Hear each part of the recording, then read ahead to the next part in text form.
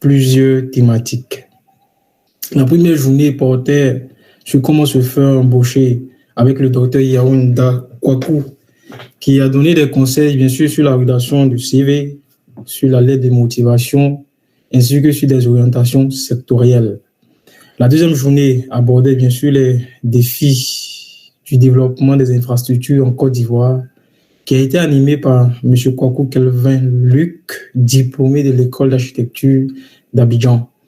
La troisième journée mettait en avant l'innovation informatique avec le docteur Garcia Kafou, qui a présenté les métiers les plus recherchés en Côte d'Ivoire dans ce domaine, dans le domaine de l'innovation informatique. La quatrième journée, hier, qui a vu le docteur Ousmane se consacrer aux sciences médicales et au développement de la médecine en Côte d'Ivoire. Et enfin, aujourd'hui, nous avons le plaisir d'accueillir, permettez-moi de le dire ainsi, un gros calibre, M. Ben Aziz Konaté, un acteur majeur dans le domaine de l'entrepreneuriat en Côte d'Ivoire, qui partagera avec nous son expertise, comment il a fait aujourd'hui pour être là. Mais avant de poursuivre, comme la FEDESIeux sait si bien faire les choses, nous avons un invité d'honneur parmi nous et nous avons aussi notre conférencier. Je vais, par ordre chronologique, donner la parole à notre invité d'honneur, M. Jean Idi, que je rappelle, qui est membre d'honneur de la Fédération depuis le 25 septembre 2023, qui est représentant des étudiants de la communauté ivoirienne de Saransk et jeune entrepreneur, il est directeur général d'Innovated, une entreprise spécialisée dans les prestations de services numériques et de développement de solutions informatiques. Alors, M. Jean Idi, bonsoir, j'espère que vous allez bien. Si vous êtes là, activez votre micro. Bonsoir à tous. Ouais. J'espère que je suis audible. Merci. Alors, M. Jean Idi, à vous le micro. Vous êtes très audible. Ok, super. Donc, merci pour la présentation. Alors, bonsoir à tous. Ça dépend de la position où vous vous trouvez. Bienvenue à la dernière journée de la semaine carrière de la FEDESIeux. Je dire que c'est pour moi un véritable honneur de faire le discours d'ouverture de cet événement. Je remercie le président et l'ensemble de son bureau de m'avoir invité. Donc, comme mon frère Ulrich m'a présenté, je suis Jean Idi, président de la ville de Saransk, directeur de l'entreprise de services numériques Innovated, développeur web, développeur du réseau social African Space et de la plateforme de transfert d'argent FlashSim.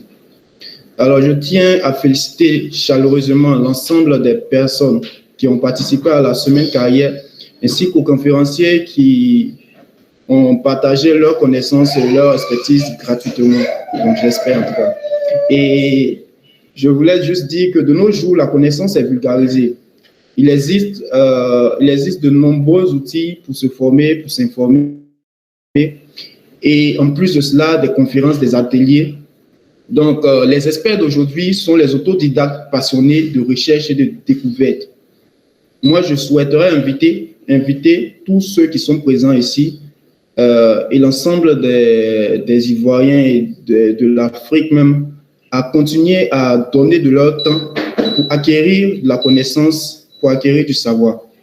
Donc, merci à tous et bonne conférence. Je vous souhaite une expérience enrichissante. Merci. Merci beaucoup, M. Jean Idi. Merci beaucoup pour ce mot de bienvenue. D'abord, je voulais rappeler que la Russie compte 11 fuseaux horaires différentes, raison pour laquelle nous sommes à ce nombre. D'autres personnes, bien sûr, vont nous prendre en cours selon leur disponibilité, le fuseau horaire. Je voulais rappeler cela. Encore une fois de plus, je tenais à réitérer un remerciement à M. Jean Idi pour ce mot de bienvenue. La durée prévue pour notre conférence est de pratiquement 1h30. Lors des sessions aux questions, j'invite tout le monde à appuyer, comme l'indique la plateforme de de Google Meet, les 5 doigts de la main. Je vous prie aussi également de désactiver vos micros et caméras pour éviter les perturbations, s'il vous plaît. De plus, je vous informe qu'il y aura un formulaire qui sera dans le chat. Ce formulaire a pour but de recenser tous ceux qui participent à cette conférence afin d'avoir un certificat de participation délivré par le bureau exécutif de la fédération via son secrétariat à l'académie.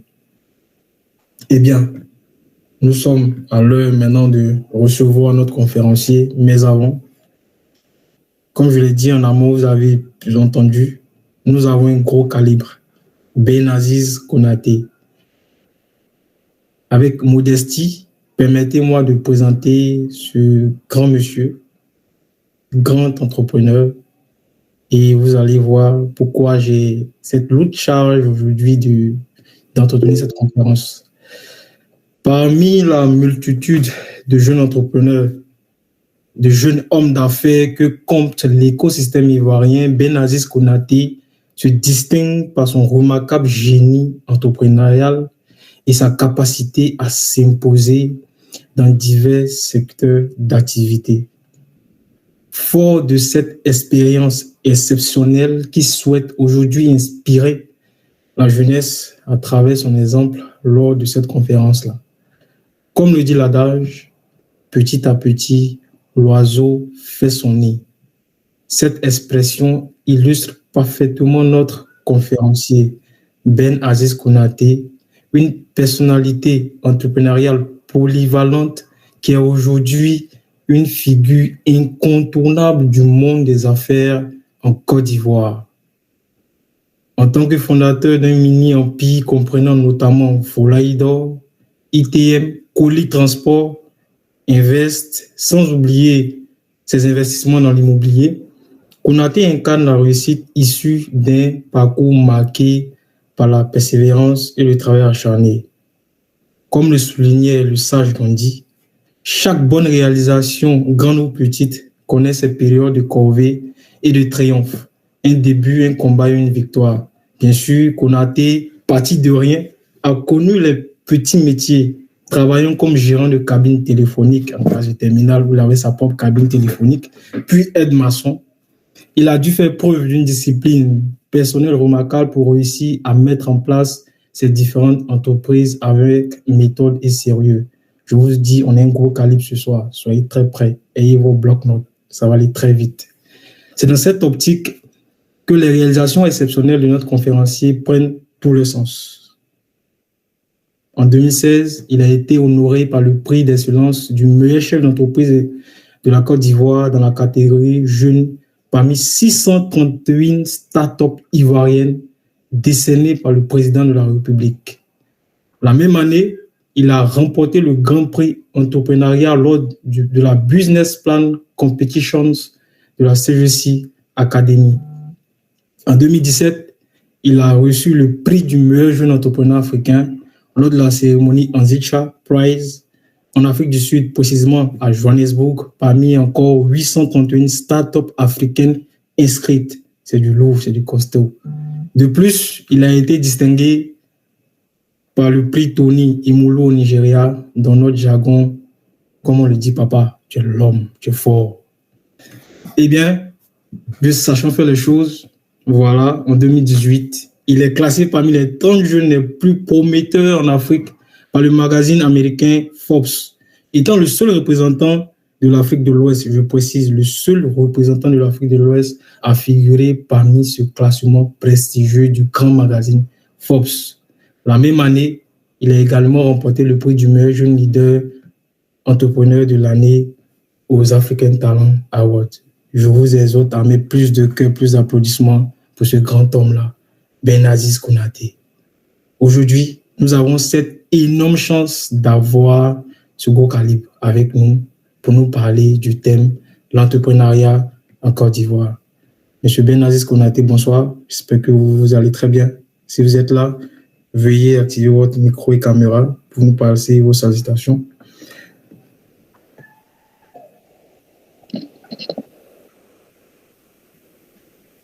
Bonsoir à tous. Bonjour en fonction de où vous vous trouvez. Merci pour cette très belle présentation. Je suis bien sûr honoré et félicitations pour cette initiative qui témoigne de votre engagement pour votre réussite personnelle. Donc, merci à toutes les personnes présentes parce que chacun prend son destin en main et vous n'étiez pas obligé d'être présente, vous pourriez faire autre chose. Et donc, vous avez choisi en ce jour de pouvoir continuer d'apprendre, de pouvoir suivre les activités, vous mettre en réseau. Donc, merci à tous pour cela. Alors, c'est une très belle présentation et nous sommes là pour parler d'entrepreneuriat. Euh, que dire sur l'entrepreneuriat? Alors, aujourd'hui, je pense que l'entrepreneuriat reste l'une des solutions pour résorber le problème de chômage, pas qu'en Côte d'Ivoire, mais en Afrique tout entière. Et en tant que jeunes, donc nous avons le devoir de prendre notre destin en main et de pouvoir savoir que entreprendre, c'est une liberté, c'est une sorte de liberté. Alors, parler d'entrepreneuriat en Côte d'Ivoire reviendra à dire euh, aujourd'hui l'entrepreneuriat en plein essor en Côte d'Ivoire, euh, mais c'est pas chose simple et tout le monde ne peut pas devenir entrepreneur malheureusement. Et quand on parle d'entrepreneuriat, c'est pas du suivisme, donc ce qui est souvent le cas. Donc faire ce que l'autre fait parce que j'ai entendu que ça marche ou pas.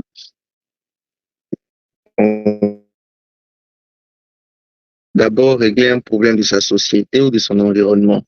Donc lorsqu'on veut régler un problème de sa société ou de son environnement, on a le devoir donc de connaître déjà les problèmes de son environnement. Et pour aujourd'hui, l'environnement est la Côte d'Ivoire. Et quand on prend la Côte d'Ivoire, on va se poser des questions assez simples. Donc, qu'est-ce qu'il n'y a pas en Côte d'Ivoire? Quel est le taux d'importation en Côte d'Ivoire, par exemple, de riz? Quel est le taux d'importation en Côte d'Ivoire, par exemple, de bétail? Quel est le taux d'importation de Côte d'Ivoire? Ainsi de suite, ainsi de suite, ainsi de suite. Et nous allons remarquer que la Côte d'Ivoire importe énormément, par exemple, sur le bétail. Nous sommes à près de 80% donc d'importation. Ce qui veut dire que euh, si les pays donc frontaliers nous ferment les portes, on ne pourra même pas nourrir plus de 20-25% de la population en termes de bétail. Donc je parle de bœufs, de moutons, etc. et tout. Euh, pour le riz, c'est pratiquement pareil. Alors, euh, ça, ce sont des problèmes majeurs, donc qui peuvent pousser un entrepreneur à se dire, écoute, j'entre dans ce domaine, je vais être un acteur de ce domaine-là, donc dans la production, dans la transformation, mais aussi dans la distribution. Et ma vision serait que dans 10 ans, dans 15 ans, hein, l'entreprise soit leader dans ce domaine, donc de sorte à pouvoir contribuer véritablement à amortir donc ces taux d'importation là, sinon à arriver à l'autosuffisance alimentaire. Rien que la crise aujourd'hui mondiale donc a pu permettre de comprendre pour beaucoup de pays africains le taux de dépendance donc relativement au blé ainsi de suite et à plusieurs pays produits importés. Donc pour moi c'est réellement cela. Quand on prend le prix même du poulet, donc rien qu'au Maroc, aux États-Unis et dans d'autres pays, du poulet frais, donc qui coûte pratiquement $2 le poulet entier. Euh, ici pour le même produit, on est pratiquement à 5-6 $. Donc il y a des éléments de chaîne de valeur à prendre en compte. Maintenant, la vision qu'on se donne pour entreprendre n'est pas forcément celle par laquelle nous allons démarrer. Par exemple, si je dis que je veux contribuer à l'autosuffisance alimentaire, donc en Côte d'Ivoire, relativement par exemple au riz ou au bétail, ai-je les moyens nécessaires aujourd'hui donc de pouvoir mettre en place un système qui va faciliter hein, la production locale jusqu'à l'autosuffisance alimentaire? Peut-être que non. Si vous vous mettez tous ensemble, je vois qu'il y a pratiquement 50 personnes euh, connectées. Donc, si vous mettez tous ensemble, donc sur un projet, est-ce que vos différents apports, donc financiers comme intellectuels, pourront servir à embrasser une autosuffisance alimentaire dans 1 an, dans 2 ans, dans 3 ans? Peut-être que le budget sera un peu trop lourd. A contrario, pour un entrepreneur qui va solo ou ils vont à 2, 3, 4, 5, 10, il faudrait utiliser une stratégie qui va permettre déjà de consolider les acquis locaux, donc de moderniser la façon donc de cultiver pour les fermiers déjà présents, donc de mieux transformer leurs produits et d'avoir une bonne marque de distribution qui va vraiment rivaliser avec les produits importés. Donc de commencer par la fin. C'est toujours plus facile de commencer par la fin parce que lorsqu'on commence par la fin, on a déjà le marché, on a la marque, on a la reconnaissance, on a le branding, on a, on a le produit fini et par derrière, on peut s'approvisionner maintenant partout. Et on peut réunir des producteurs, donc un peu partout, et puis euh, prendre leur production, la transformer, la distribuer. Mais à un certain moment donné, on peut avoir également une super production parce qu'on sait déjà où écouler cette production-là. Donc, entreprendre en Côte d'Ivoire reviendrait de la façon la plus facile et simple à étudier donc le marché sur les produits ou même des services parce qu'on n'en parle pas beaucoup, mais il y a des services également dans l'entrepreneuriat. Donc, il y a des choses qui existent ailleurs qui n'existent pas forcément ici, donc qui viennent au fur et à mesure. Mais il y a également l'environnement donc des social. Euh, il est bien difficile de travailler avec des jeunes Ivoiriens parce que parfois, on va dire, ils ne sont pas assez conscients donc de l'intérêt même qu'ils doivent porter au travail, à leur emploi. Par expérience, j'ai compris que euh, un jeune Ivoirien préfère travailler pour, euh, pour des Libanais ou pour d'autres personnes, donc avec rigueur donc et respect donc de son travail, plutôt que quand il travaille pour un Ivoirien, il fait ce qu'il veut. Et j'arrive pas à comprendre cela. Euh, un jeune Ivoirien également, vous le prenez, vous le mettez dans un bureau climatisé, il est tout heureux, même il est payé à 3 fois rien. Juste dire que je travaille dans un bureau, tout se passe bien. Et dès que on va aller sur le terrain, là où même l'argent se trouve, ils vont trouver que c'est difficile, etc., etc., etc. Mais bon, c'est pas tous les jeunes. Il y a quand même assez de jeunes qui arrivent à se démarquer et qui arrivent à pousser.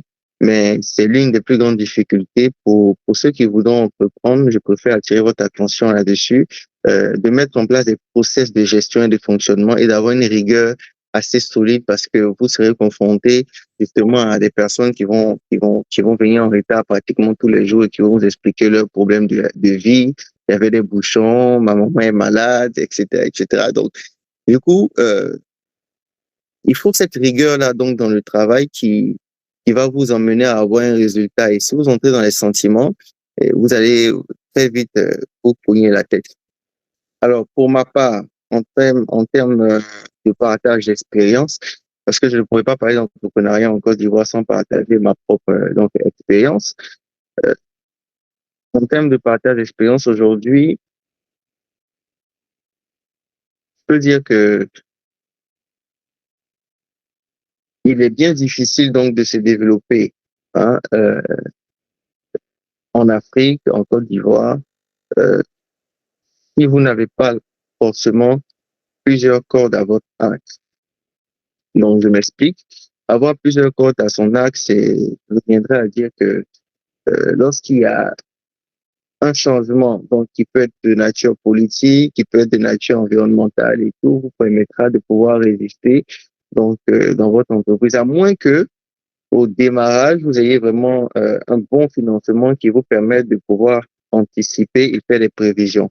Sinon, un jeune entrepreneur qui fonctionne au jour le jour, au mois le mois, parce que vous savez que dans une entreprise qui arrive à un certain stade, vous devez être capable de pouvoir faire des prévisions sur 1 an, 2 ans, 3 ans, c'est-à-dire que le salaire du personnel est là pendant 1 an ou 2 ans, toutes les charges sont déjà établies.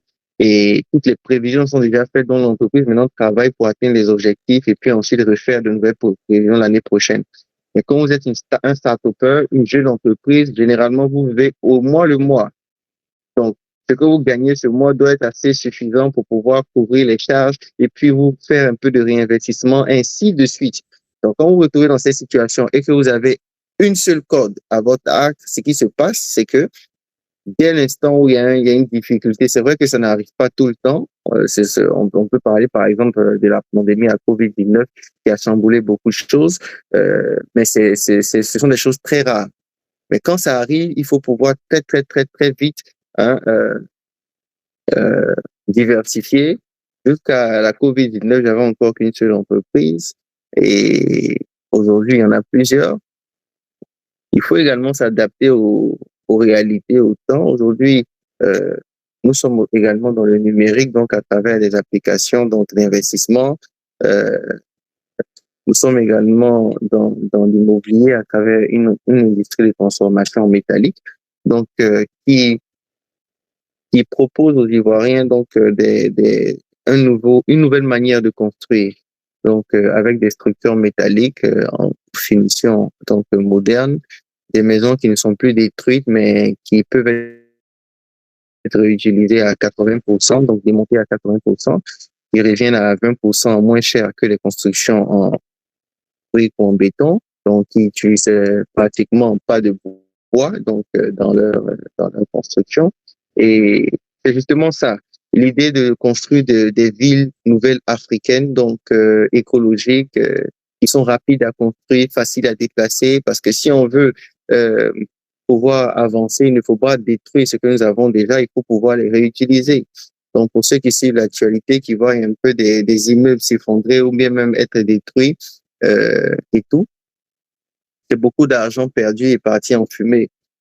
Donc aujourd'hui, moi je pense que un jeune entrepreneur en Afrique, parler de la Côte d'Ivoire reviendrait à même minimiser donc la taille du marché, parce que la force de votre entreprise va dépendre de la taille de votre marché. Et je vais en venir. Vous ne pouvez pas entreprendre sur un petit marché et puis espérer faire des millions de dollars donc sur ce petit marché-là.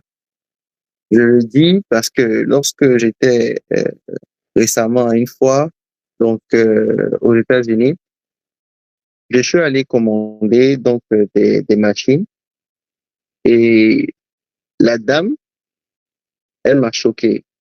Donc, elle a demandé quelle est la taille de votre marché. J'ai dit non, on a plus de 20 millions d'habitants, hein. On est pratiquement à 30 millions d'habitants. Elle dit d'accord. Mais dans les 30 millions d'habitants, vous avez combien comme part de marché? J'ai dit ah bon, ça sera difficile de vous le dire, mais on est dans 2-3 villes et voilà. Elle dit d'accord. La machine, si elle doit fonctionner à temps plein, elle ne va travailler que 2 jours par mois pour votre marché. C'est-à-dire que pour tout le pays. Je dis c'est pas possible. Elle me dit oui. Donc, ça m'a choqué d'abord, mais ça m'a permis de comprendre quelque chose. J'ai dit mais attends, c'était une machine pour faire des saucisses, des saucissons, ce genre de choses de la charcuterie. Je lui ai dit, sérieusement? Elle dit oui, sérieusement, que vous allez travailler que la machine avec 2 jours et puis vous serez obligé d'éteindre. Parce que la quantité qui sera produite sera assez pour approvisionner votre marché. Donc, ça m'a permis de comprendre que il faut avoir un marché vaste. Donc, il faudrait pas être fermé. Il faudra penser lorsqu'on produit, donc, à 2, 3, 4, 5 marchés. Si vous remarquez bien, il y a des personnes qui l'ont compris.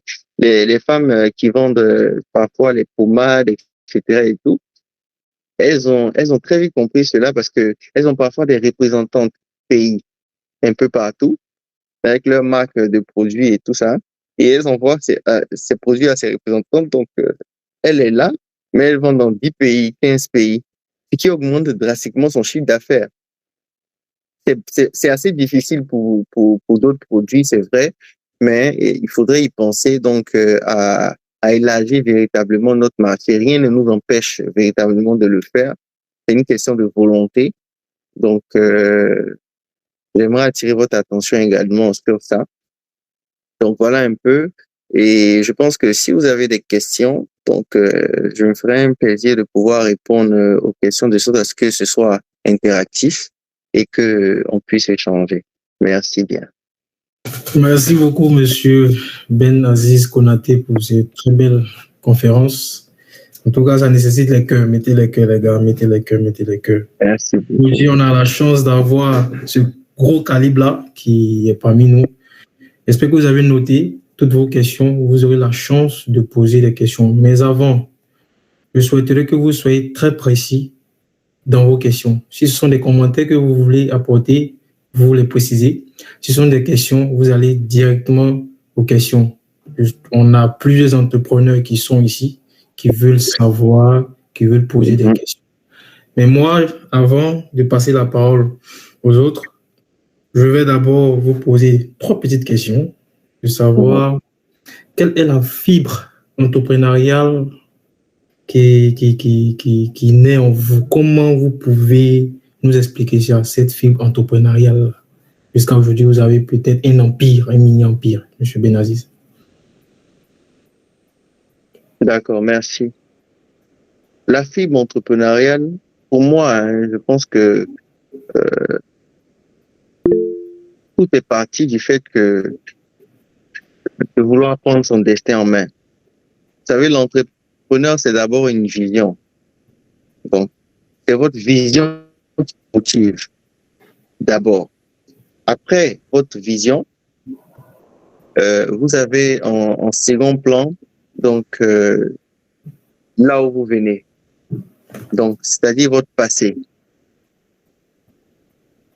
Vous avez également un passé que vous voulez modifier, que vous voulez changer. Vous avez forcément dans votre passé des personnes qui vous ont frustré, vous avez forcément dans votre passé des personnes qui n'ont pas cru en vous. Donc, tous ces différents éléments-là peuvent être des facteurs déclencheurs, donc qui pourront vous pousser justement à vous dire, bon, je dois réussir coûte que coûte. Donc, relativement même à votre environnement et tout ça. Ensuite, lorsqu'on regarde même la société africaine, donc il y a, pour moi, c'est une grâce de Dieu, donc qui m'a fait de vouloir entreprendre, parce que je me suis posé la question une fois de savoir, mais Bill Gates, il a commencé dans son garage, et pourtant, en ce temps, il était l'homme le plus puissant, le plus riche du monde. Donc, ça m'a fait dire, mais attends, ce qui veut dire que on peut commencer une activité dans son garage et puis atteindre un succès. Et donc, juste pour ça, j'ai pas attendu d'avoir, on va dire, d'avoir des millions pour démarrer. J'ai pas attendu voilà, d'avoir un financement pour démarrer. J'ai compris qu'il fallait faire avec les moyens de bord et que le plus important, c'est la vision. Votre vision va vous permettre de pouvoir, on va dire, éviter beaucoup de distractions, ou bien même de pouvoir vous concentrer sur vos objectifs. Il faut savoir exactement ce que vous voulez. Moi, j'ai fait une licence en finance, comptabilité, gestion d'entreprise. J'ai fait un master en management des affaires. J'ai tout fait ici. Mais pendant mon cursus, j'avais la possibilité d'aller terminer mes études en Chine. Donc, mais j'ai refusé parce que j'estimais que j'avais déjà entamé quelque chose, j'avais une vision très claire dans ma tête et que je devais avancer dans ce que j'ai commencé, donc pour pouvoir véritablement obtenir un résultat. Et que lorsque j'allais aller en Chine, ça allait être pour aller acheter des machines, ça allait être pour aller, etc., etc. et tout. J'ai également compris que je pouvais me former partout et surtout. Ça, c'est capital. Pouvoir se former partout et surtout. Donc, quand je vous dis que je suis dans la construction métallique, j'ai jamais fait le génie civil. Ouais, je voulais en arriver à là. Comment? Je voulais en arriver à là, savoir Invest, qui est une application d'investissement mobile. Sachez que vous n'avez jamais fait l'informatique Et comment tout ça, vous avez appris sur le temps, en si peu de temps, et vous projetez? Il y a eu des partenariats, il y a eu des personnes qui... Un mentorat. Expliquez-nous un peu tout ça, s'il vous plaît. Alors, ce que je pourrais dire sur ça, c'est que un entrepreneur doit avoir un grain de leadership. Ce grain de leadership-là lui permet de pouvoir réunir des compétences. Mais également, c'est un peu aussi un système de management. Donc, j'ai quelque chose dans ma tête, j'ai ma vision, tête. Ensuite, quand vous êtes la tête, vous avez des mains, vous avez des pieds qui vont vous faire avancer, qui vont faire le travail qui est dans votre tête. Je ne sais pas si on se comprend. Lorsque vous voulez écrire une phrase, cette phrase est d'abord dans votre tête. Et pour que cette phrase se matérialise, vous allez utiliser votre main, soit à droite, soit à gauche, en fonction donc de comment vous écrivez. Vous allez utiliser ensuite un stylo ou une tablette ou un ordinateur et vous allez matérialiser ce que vous avez imaginé donc dans votre tête. C'est pareil. Lorsqu'on veut entreprendre dans un domaine précis, je veux faire de la construction métallique, je fais des études sur la construction métallique à travers la toile. Je regarde comment est-ce que ça se passe, est-ce que c'est possible. Je lève les questions, est-ce que quel type d'acier utiliser, est-ce que ça a déjà été fait, quels sont les vêtements que je peux utiliser qui sont adaptés à mon environnement. Donc quand je finis de regarder tout ça, est-ce que si j'utilise des panneaux sandwich pour faire les finitions, ma cible clientèle va aimer? Non. Donc, je vais utiliser des plaques de plâtre, donc sur lesquelles je peux mettre de l'enduit qui va faire une finition exactement comme si c'était un mur de briques. En ce moment-là, ça peut passer. Donc, ainsi de suite. Ensuite, je me tourne vers qui? Des personnes qui ont la compétence. Je me tourne vers un architecte et puis lui dire, je veux un plan qui fait 3 chambres, 4 chambres, le salon, je veux une hauteur sous plafond de temps, je veux ci, je veux ça ici. Et puis il est assis, il est sur l'ordinateur, il est en train de travailler, il me fait des propositions. Et c'est moi qui lui demande de modifier en fonction de ma vision. Donc, ainsi de suite, quand je finis avec lui, je vais aller chercher des experts en ferronnerie et puis leur dire, bon, je veux faire un recrutement, je veux recruter une personne qui a 5 ans d'expérience, qui a 10 ans d'expérience. Il faut combien pour t'avoir dans mon équipe? Bon, ok, toi, tu es dans mon équipe. Je veux que tu recrutes des personnes moyennes, donc que tu vas former au fur et à mesure. Donc, cette équipe-là, vous pouvez faire ci, vous pouvez faire ça, etc. Et tout. Et moi, je fais mes recherches, je cherche mes clients, et puis je leur dis, let's go. On suit. Je prends un technicien génie civil qui, lui, va établir d'abord les normes. Et je vais faire des recherches sur les normes en bâtiment, etc. Et tout. Je m'assure que tout est OK. Et puis lui, il suit. Donc, en réalité, sans avoir eu à faire un seul cours donc dans ce domaine d'activité-là, j'ai pu réunir les compétences nécessaires pour pouvoir matérialiser la vision. Wow. C'est pareil. Avec Invest, c'est l'un de mes plus gros projets donc qui est en cours. C'est-à-dire que tout le monde ne peut pas devenir entrepreneur, mais tout le monde peut devenir investisseur. Invest, en réalité, c'est une future microfinance, donc de l'investissement, mais qui aujourd'hui permet à des personnes d'acheter du stock, donc dans des entreprises en Afrique, et du stock réel.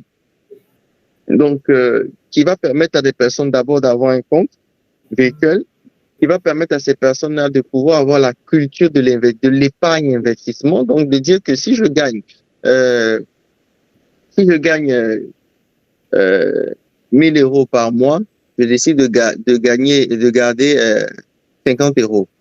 Donc les 50 euros là, c'est un capital que cette personne est prête à perdre, à investir, à risquer pour pouvoir gagner beaucoup plus. Donc la personne a une application qui lui permet de pouvoir avoir un capital investissement.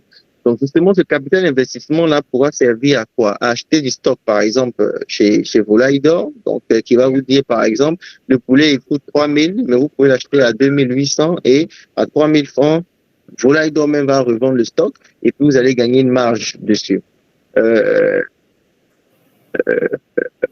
on pourra vous dire sur l'application que vous avez la possibilité, par exemple, de construire une maison. Donc, parce que vous avez assez d'argent en capital investissement, et puis on vous dit, bon, mettez-vous à 5 pour construire cette maison avec cette entreprise-là, ça va coûter, par exemple, $10,000. Et cette maison pourrait être revendue à $20,000. Voici les caractéristiques, voici le plan, c'est une entreprise de construction. Ah, c'est intéressant. Donc, nous sommes 5, nous mettons $2,000, on construit la maison, l'entreprise construit la maison nous appartient, et lorsqu'on revend la maison, on se partage les bénéfices et on peut encore recommencer encore et encore. Donc, acheter du stock qui sera revendu sur une petite période. Et qui va permettre à beaucoup de personnes, donc, de pouvoir investir dans des entreprises et dans des entrepreneurs sans forcément acheter du capital, mais en achetant du stock. Et cela en Afrique n'est vraiment pas très développé. On a également pour ne pas dire même pas développé. C'est un peu comme une micro-bourse. Donc, nous avons essayé de créer une micro-bourse beaucoup plus pratique. Donc, je prends un exemple. Je veux commander donc des portes. Donc, par exemple, chez une entreprise ici ou même en Chine ou ailleurs, et ces portes-là, si j'achète une porte, ça me revient par exemple à $100. Mais si j'en prends 1000, ça me revient à $50. Pourtant, ce sont des portes qui sont vendues ici à $250 l'unité. Donc, qu'est-ce qui se passe? Chez Invest, vous allez voir 1000 portes à $60. Donc, l'entrepreneur dit, les portes, je vais les acheter à $50, je vais gagner $10 par porte déjà, mais quand je vais les envoyer, je vais les revendre à $150. Donc, si vos $60 que vous avez investis, je vous garantis, par exemple, $40 en plus, donc un revenu de $100. Donc, vous qui avez un peu d'argent en investissement, vous dites, bon, ok, je prends 10 portes, je prends 50 portes, je prends 20 portes, je prends tant. Donc, qu'est-ce qui va se passer? C'est que Invest est le contrôleur, juste milieu.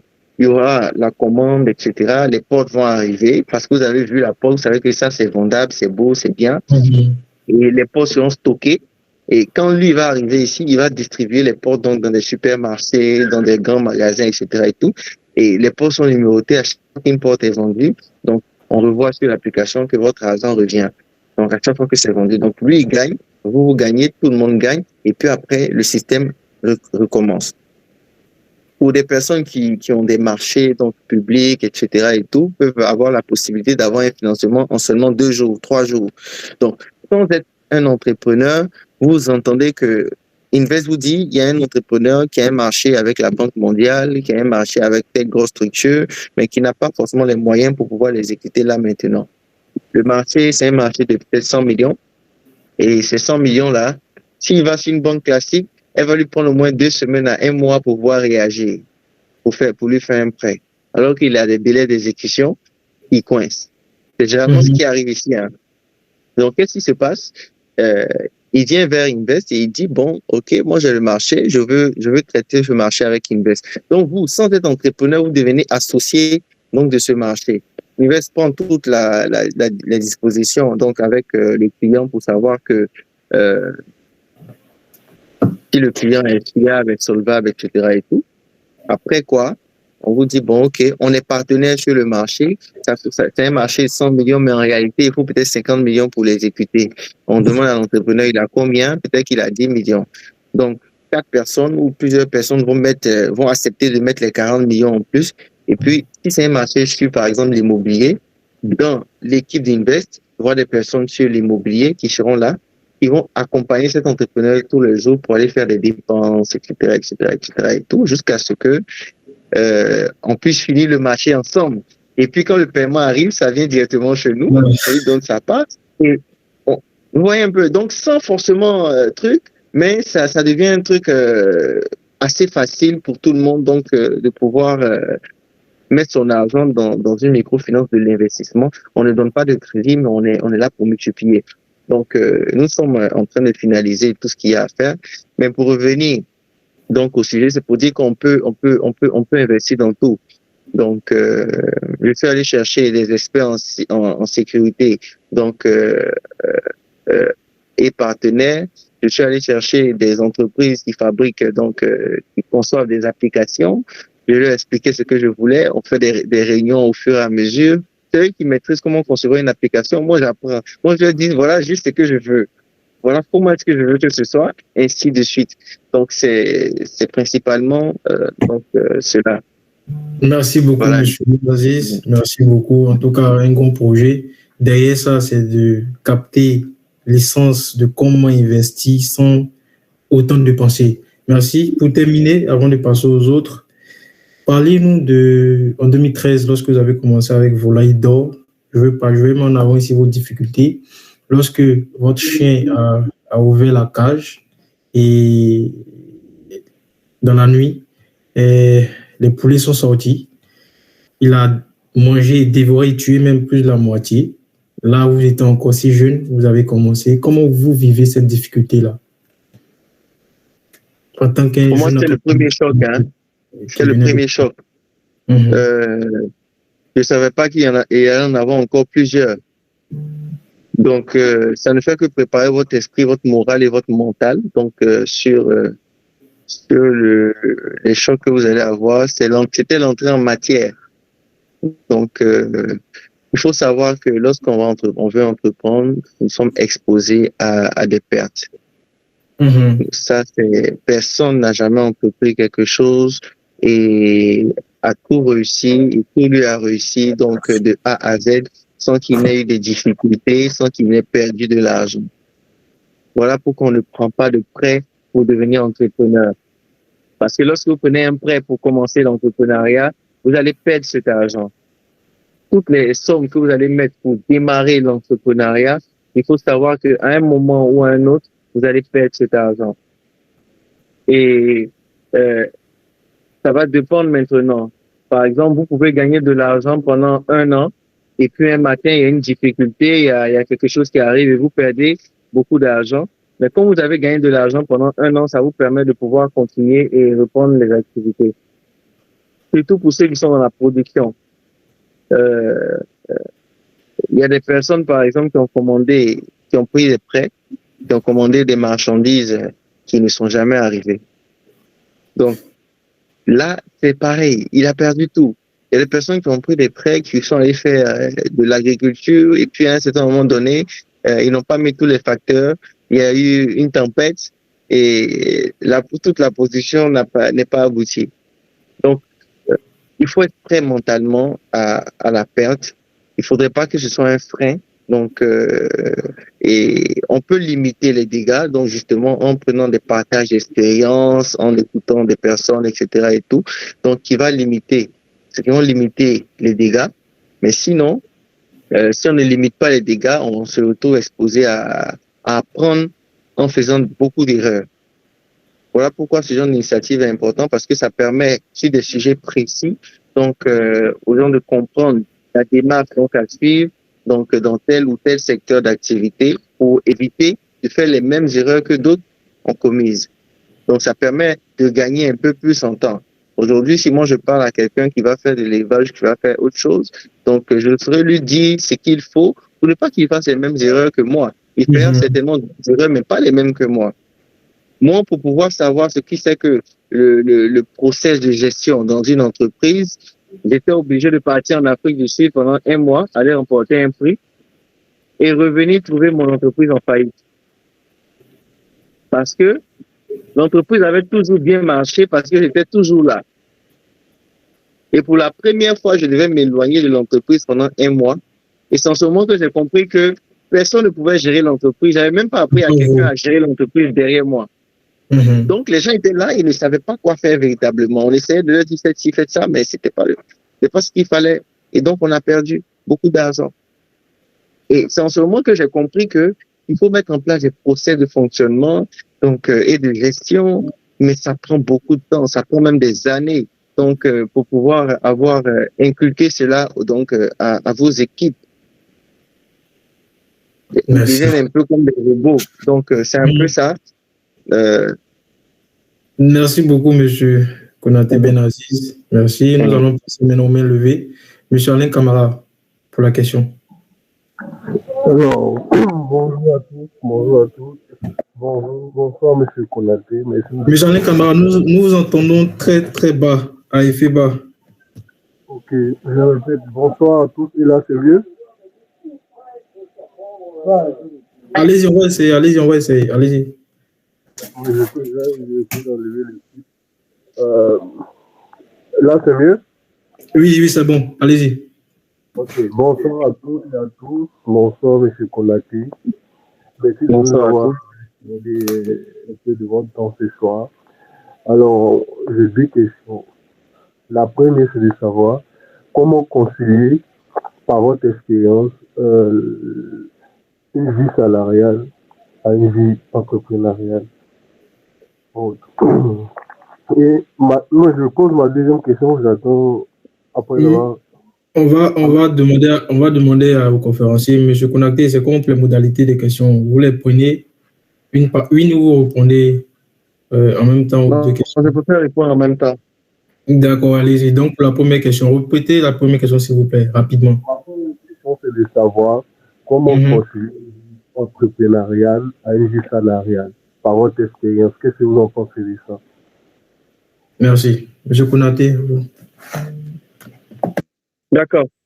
Donc, pour pouvoir concilier donc, ces deux vies-là, il faudra travailler doublement. Parce qu'il n'y a pas on ne peut pas tricher. Soit vous êtes entrepreneur à plein temps, soit vous êtes entrepreneur à mi-temps. Mais même l'entrepreneur à mi-temps doit pouvoir se baser sur quelqu'un, soit sur un associé, soit sur quelqu'un que vous allez embaucher qui pourra vous représenter valablement, mais avec qui vous allez avoir un suivi particulier. Donc, tous les matins, une réunion, en milieu de journée, une réunion sur comment les choses avancent. Et vous allez beaucoup plus vous investir le soir, donc, sur l'exercice de vos activités et de vos opérations pour pouvoir avoir, vous appuyer sur des procès de fonctionnement assez stricts et être assez disponible pour pouvoir interagir sur les décisions donc à prendre.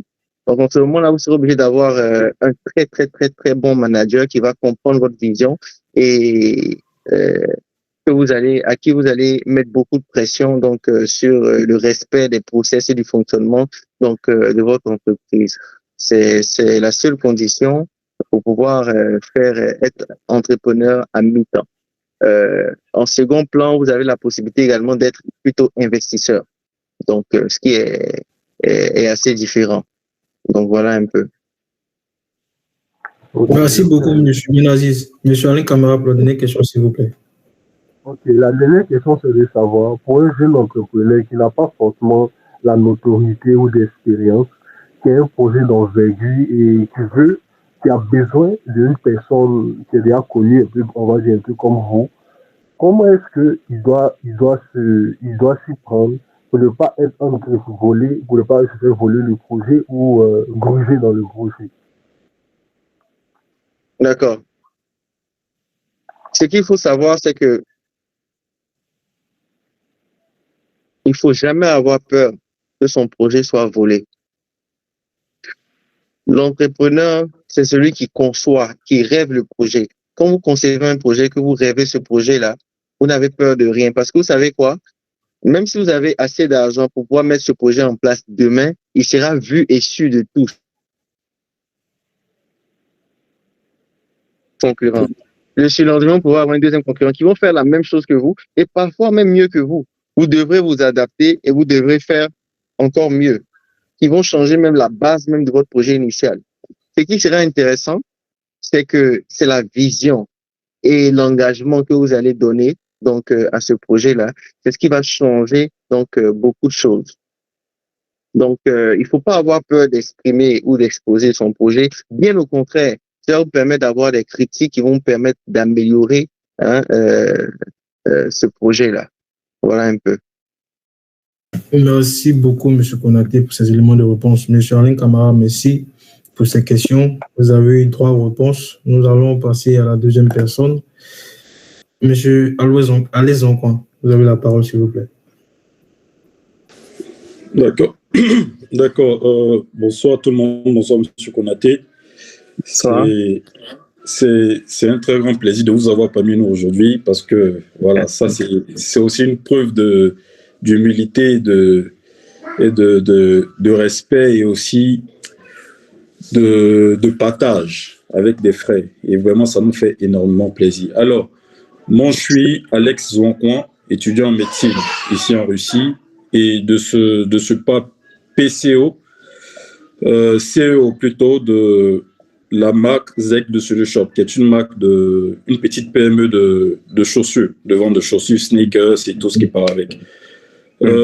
J'ai en partie 2 questions et une autre question un peu facultative. La première question est de savoir quelles sont les réelles difficultés que peuvent rencontrer un entrepreneur de la diaspora qui veut implanter son investissement au pays. Les premières difficultés que peut rencontrer un entrepreneur de la diaspora. Ouais. La plus grande difficulté sera de faire confiance à quelqu'un, d'avoir quelqu'un de confiance ici. Ça sera la plus grande difficulté parce que quoi que vous pensez, personne ne pourra faire mieux que vous-même. Donc, la première difficulté, c'est d'avoir quelqu'un de confiance qui va bien gérer votre argent, qui va bien gérer vos affaires, qui va se concentrer dessus. Et c'est même la plus difficile. Et pour ce faire, il faut s'appuyer plutôt sur la stratégie. Donc, il faudrait que l'exercice de vos opérations ne dépende pas forcément de cette personne-là. Il faudrait que, par exemple, si vous avez des produits ou services à vendre ici, que vous ayez des gens qui travaillent donc sur objectif. Par exemple, si je veux vendre des sneakers ici avec une marque, je vais avoir je vais contacter une société de community manager qui va me faire un plan de communication, un programme donc de publication, de bourse, etc. et tout, et qui va faire le travail. Je vais avoir deux personnes donc qui sont agents commerciaux qui vont faire un contrat de peut-être 3 mois, et puis un manager. Donc, il va eux les contrôler. Et ils ont un objectif journalier donc de prospection et de rapport à faire chaque jour. Nous devons rencontrer au minimum pour chaque agent commercial 30 personnes dans la journée, et à qui nous allons parler de ces nouvelles de ces sneakers. Mais ça sera des personnes qui correspondent à la cible qu'on recherche et pas n'importe qui. Et ces personnes-là, ils doivent venir chaque jour avec la liste de ces personnes, avec leurs contacts, leurs noms, et ce que ces personnes pensent, etc. et tout, donc de vos produits. En secondo, ils vont attaquer qui? Donc des distributeurs potentiels. Donc aller chercher des supermarchés, donc des entreprises de vente de vêtements, de vente de textiles, etc. qui existent déjà. Donc à qui ils vont dire: nous allons vous proposer donc d'avoir un box avec notre marque dessus, et nous allons exposer nos produits. Vous les prenez à temps, et vous les vendez à temps, le surplus c'est pour vous. Mais au départ, on vous fera du dépôt-vente. Donc, en ce moment-là, dans votre stratégie, vous avez par exemple 10, 20 représentants qui sont des entreprises légalement constituées, qui ont des points de vente, etc. et tout. Et vos équipes sur place, les ventes ne dépendent pas de vos équipes réellement. Donc, le stock, il y a quelqu'un qui gère le stock, et c'est déposé dans ces différents points.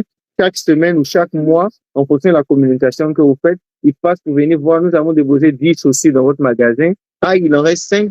Donc, on vous redonne l'argent des 5 chaussures vendues, ainsi de suite. Mais si vous voulez tout faire vous-même, sans vous appuyer sur, c'est-à-dire que vous-même, vous ouvrez un magasin, non, on va vendre uniquement chez nous, etc., et tout, ça sera beaucoup plus difficile.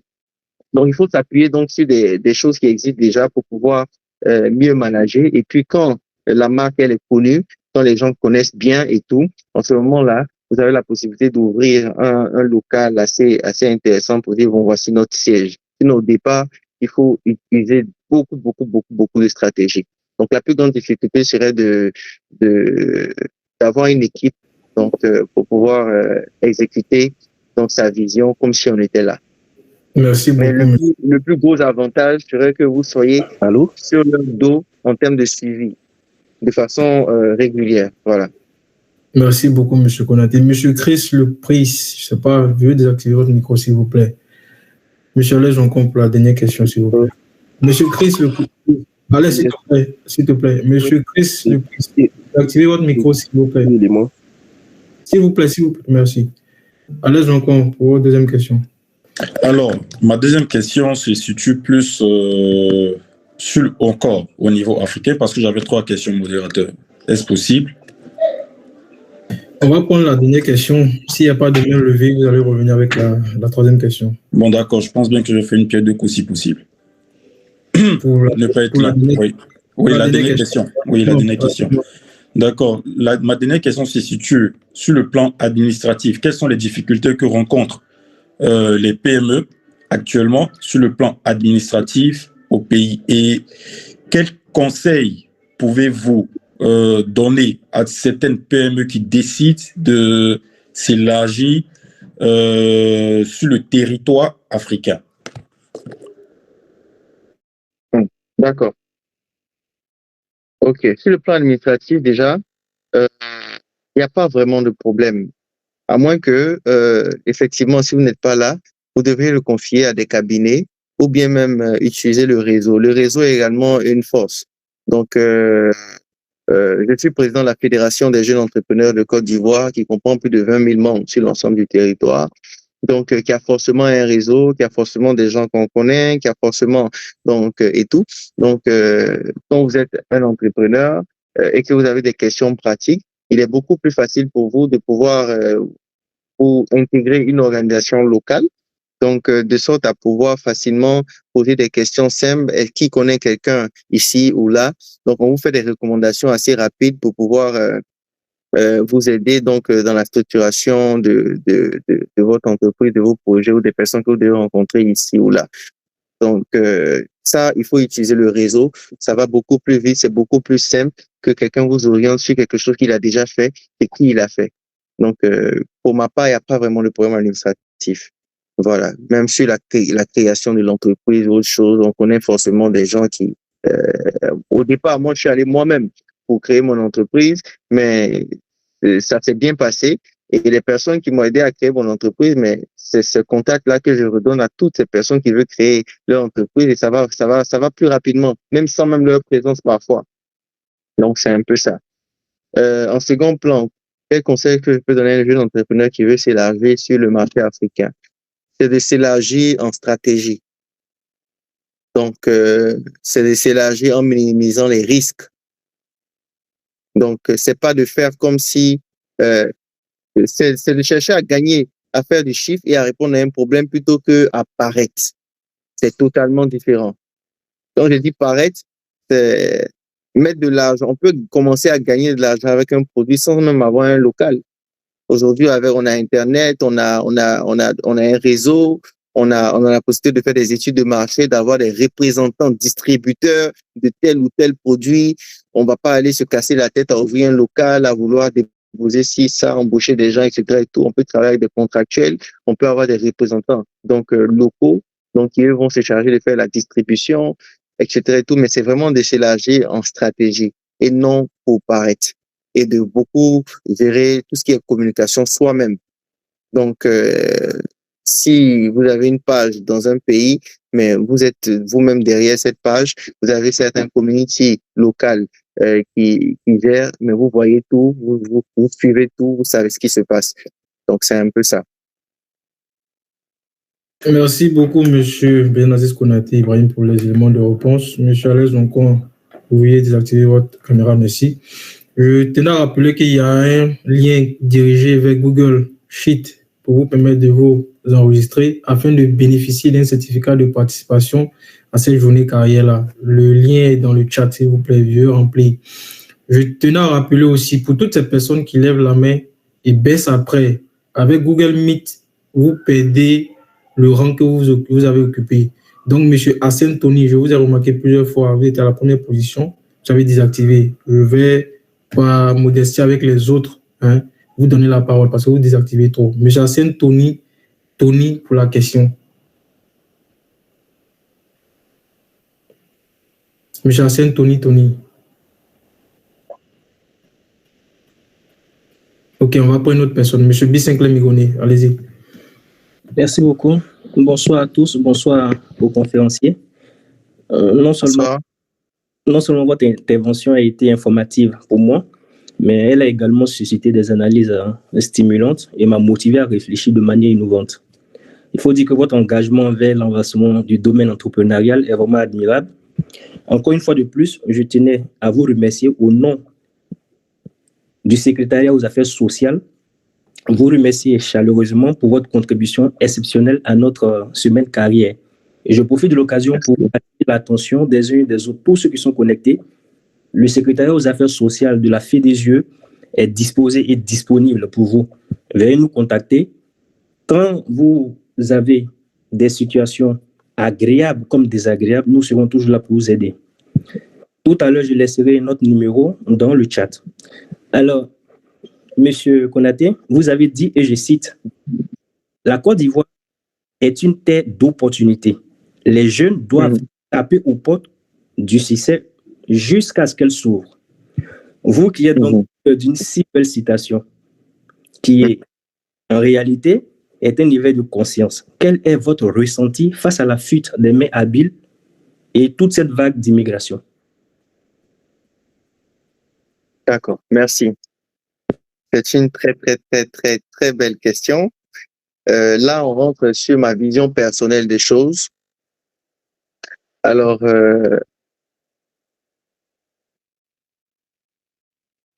ce que j'aimerais dire, c'est que, vous savez, personne ne va développer donc notre pays à notre place. Personne ne va le faire. Nous sommes obligés de le faire, sinon nous serons tout le temps obligés de voir donc nos compatriotes aller ailleurs parce que la vie qu'on recherche ailleurs, on ne l'a pas chez nous. Et si on la veut chez nous, c'est notre devoir de pouvoir la créer. C'est notre devoir de pouvoir créer les conditions, l'environnement nécessaire et même mieux qu'ailleurs. L'environnement social même nécessaire pour pouvoir permettre à un Ivoirien de s'épanouir. Mais c'est également un devoir donc pour tous ces jeunes donc africains, ivoiriens qui partent de pouvoir revenir faire quelque chose, apporter leur pierre. Et c'est justement l'une des raisons pour laquelle j'ai accepté sans hésiter donc cette conférence, parce que ça me fait plaisir donc que des jeunes ivoiriens donc partis apprendre ailleurs pensent encore à leur pays et se disent qu'est-ce qu'on peut faire chez nous. Moi, je pense que on est mieux que chez soi et on aura la possibilité toujours d'aller dans tous les pays du monde, mais ça sera jamais pareil que lorsque nous sommes chez nous. Et c'est un engagement patriotique donc que les jeunes doivent avoir, les jeunes africains doivent avoir, celui de pouvoir changer les choses, celui de pouvoir apporter la pierre. Et je vais prendre pour exemple quelque chose, ça touche un peu l'ordre politique, mais c'est une réalité. Nous sommes tous obligés aujourd'hui de faire de la politique. Même sans la faire, elle nous fera. Et c'est évident. Quand on parle de liberté aujourd'hui, nos pays n'arrivent même pas à fabriquer un pistolet. Nos pays investissent pratiquement rien dans la recherche et l'innovation.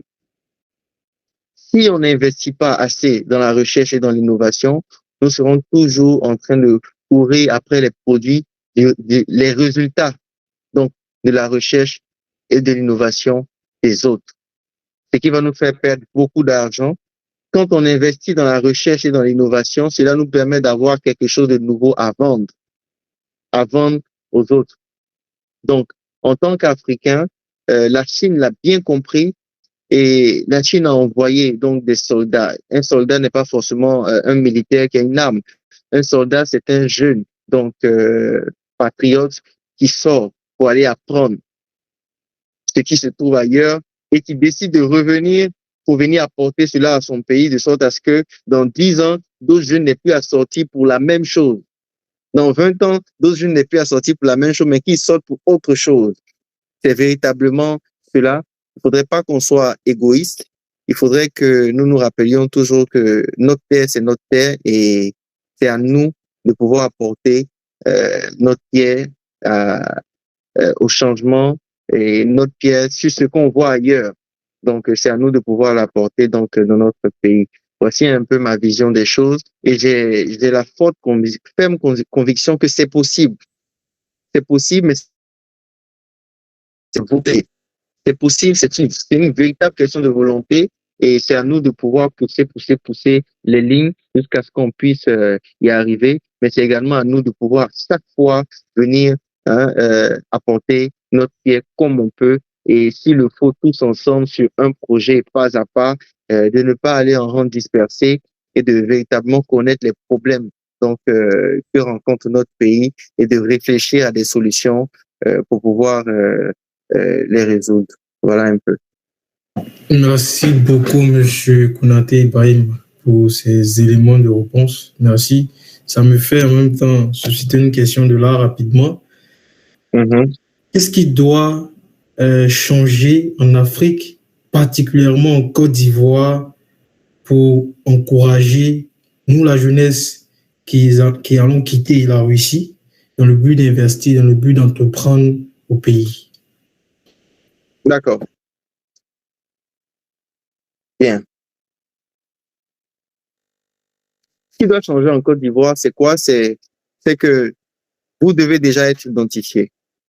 Vous devez pouvoir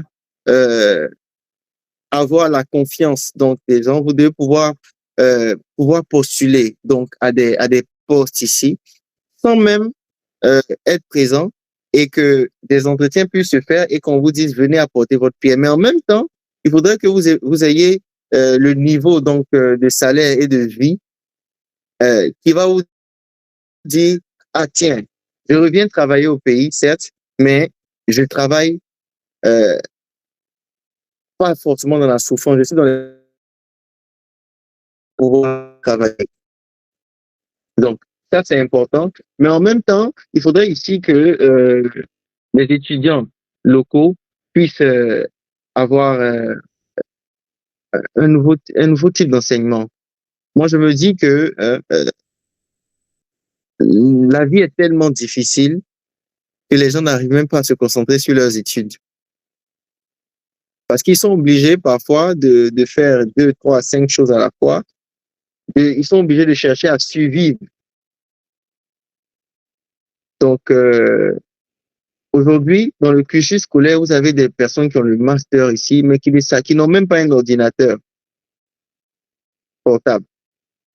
Donc, qui viennent dans une société à un master, à qui on demande de faire un rapport, ce qui est bien difficile parce qu'il n'a pas l'habitude de manipuler un ordinateur portable.